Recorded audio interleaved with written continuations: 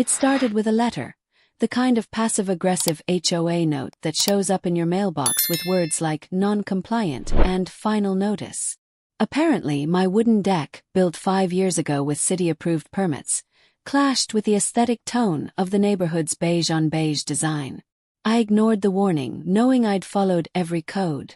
But HOA President Rick, a wannabe dictator in khakis, took things into his own hands. While I was away on a weekend trip, I got a panicked call from my neighbor. The HOA had hired a contractor and burned my entire deck to the ground, citing community safety. I came home to ash-scorched lawn and a smug letter saying, "You're welcome for the cleanup." What Rick didn't know was that my childhood best friend is James, the son of our state's governor. James happened to be visiting that week, and when he saw what happened, he pulled every legal and political string he could.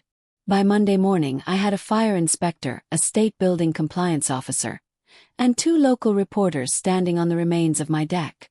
Turns out, the HOA had committed multiple crimes: destruction of private property, illegal fire use without a burn permit, and violating state disability access laws. My mother used that deck ramp for her walker. The story went viral fast. Within 48 hours, Rick was served with a restraining order. HOA board members were suspended, and state officials began auditing HOA conduct across the region.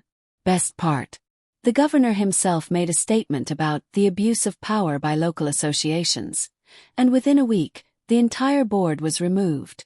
I received a full settlement, triple damages, and had my new deck rebuilt, twice as big, with redwood planks, solar lighting, and a ramp so smooth my mom calls it her highway.